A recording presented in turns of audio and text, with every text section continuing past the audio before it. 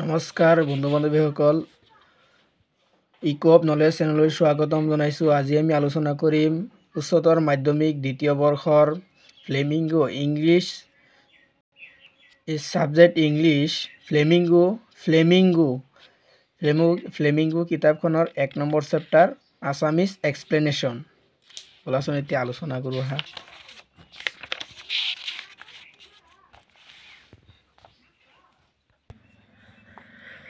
1 number chapter the last lesson মানে অন্তিমখন পাঠ বা অন্তিমখন লেসন। এবাউট দ্য অথৰ লেখকৰ বিষয়ে। লেখক হৈছে এলফন্স ডৌডেট। তেখেত এগৰাকী ফ্ৰান্সৰ লেখক আছিল।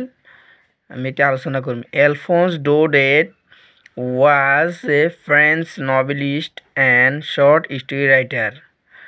এলফন্স ডৌডেট ফ্ৰান্সৰ নভেলিষ্ট মানে ঔপন্যাসিক মানে যোনে উপন্যাস লিখে। And short story writer, short story মানে চুটিগল্প লিখক। শ্বৰ্ট ষ্টৰী মানে চুটিগল্প, ৰাইটাৰ মানে লিখক, চুটিগল্পৰ লিখক। The last lesson is set in the day of Franco Prussian war. আৰু এইটো লাষ্ট লেসন যে আৰম্ভ হৈছে, এইটো ছেট ইন মানে আৰম্ভ হোৱা, ছেট ইন দ্য ডে সেই দিনাৰ পৰা আৰম্ভ হৈছিল of the Franco Prussian war. আৰু ফ্ৰান্স আৰু প্ৰুছিয়াৰ মাজত যেতিয়া যুদ্ধ হৈছিল, সেইটো যুদ্ধ নেকি 1870 পৰা 71 চনলৈকে হৈছিল। In which France was defeated by Prussia led by Bismarck. আৰু এই যুদ্ধখনত ফ্ৰান্সে প্ৰুছিয়াৰ নেতৃত্বত বিছমাৰ্কৰ দ্বাৰা পৰাজিত হৈছিল। Prussia then consist of now are nation of Germany. Prussia then consist of মানে গঠিত আছিল বা সদস্য মুক্ত আছিল। What now are the nation of Germany, বৰ্তমান জাৰ্মানীত। Poland and part of Austria, আৰু পোলেণ্ড আৰু অষ্ট্ৰিয়াৰ কিছু অংশ। ইন দিছ ষ্টৰী, এই কাহিনীটোত দ্য ফ্ৰান্সৰ ডিষ্ট্ৰিক্ট অফ আলছেছ আৰু Lorraine have passed into Prussian hand. আৰু এই ফ্ৰান্স আৰু প্ৰুছিয়াৰ যিটো যুদ্ধ হৈছিল, এই ফ্ৰাংকো আৰু প্ৰুছিয়ান যুদ্ধৰ ফলত ফ্ৰান্সৰ দুটা ডিষ্ট্ৰিক্ট আলছেছ আৰু লৰেইন সম্পূৰ্ণৰূপে প্ৰুছিয়াৰ হাতলৈ গৈছিল। Read the story to find out what effect this had on life at school. Read the story, কাহিনীটো পঢ়ি, টু ফাইণ্ড আউট বিচাৰি উলিওৱা, হোৱাট এফেক্ট মানে কি প্ৰভাৱ, this had on life at school বিদ্যালয়ৰ জীৱনত কেনেধৰণৰ প্ৰভাৱ পৰিছিল, এই পাঠটো পঢ়িলে বুজি পোৱা যাব। এতিয়া মূল পাঠলৈ আহোঁ। I started for school very late that morning and was in great dread of a scolding. ইয়াত I শব্দটো লিটিল, এটা সৰু ল'ৰাৰ কথা বুজাইছে। এটা সৰু ল'ৰাই এদিনাখন স্কুললৈ গৈ আছিল। I started for school very late, এদিনাখন ৰাতিপুৱা দেৰিকৈ বিদ্যালয় বহাৰ বহুতো পিছত লিটিল ফ্ৰেন্স নামৰ এটা ল'ৰা বিদ্যালয়লৈ গৈছিল। I started for school very late মানে বহুত দেৰিকৈ, পলমকৈ।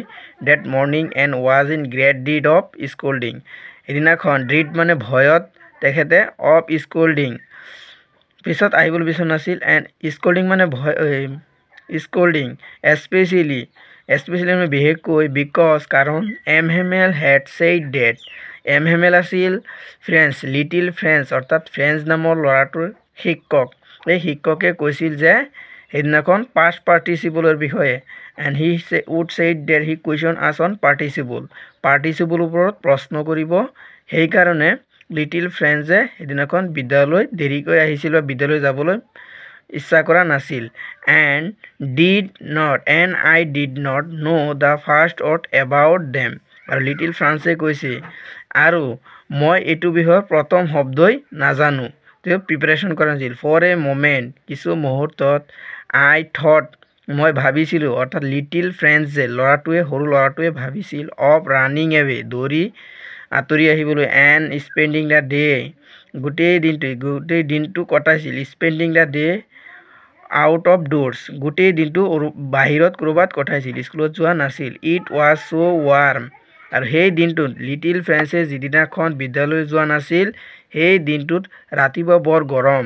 so bright আৰু সূৰ্যৰ পোহৰ আছিল আৰু যথেষ্ট উজ্জ্বল দেখা গৈছিল the bird were chirping at the edge of woods woods মানে ইয়াত অৰণ্য বুজাইছে ইয়াত কাঠ বুজোৱা নাই ইয়াত অৰণ্যহে বুজাইছে edge মানে প্ৰান্ত chirping মানে চৰাই the bird were chirping মানে চিঞৰি থকা চৰাইবিলাকে চৰাই চিৰকুটিবিলাকে চিঞৰি থকা বা চৰাই চিৰকুটিৰ মাতক চিৰপিং বুলি কোৱা হয় the edge মানে প্ৰান্ত of woods অৰ্থাৎ অৰণ্যৰ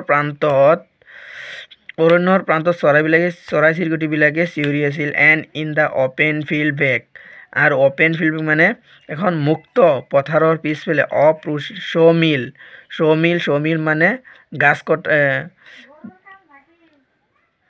sawmill the Prussian soldiers were drilling soldier সকলে কুচকাৱাজ কৰি আছিল এই sawmillৰ পিছফালে কুচকাৱাজ কৰি আছিল it was all much more tempting than the rules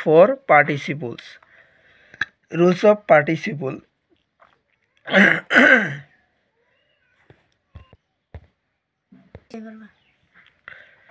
it was almost more tempting মানে ভাল আছিল ভাল tempting মানে আমোদজনক then the rules of participle তকৈ অধিক ভাল আছিল but I had the strength to resist and hurried off the to school কিন্তু হেদিনাখন তেওঁৰ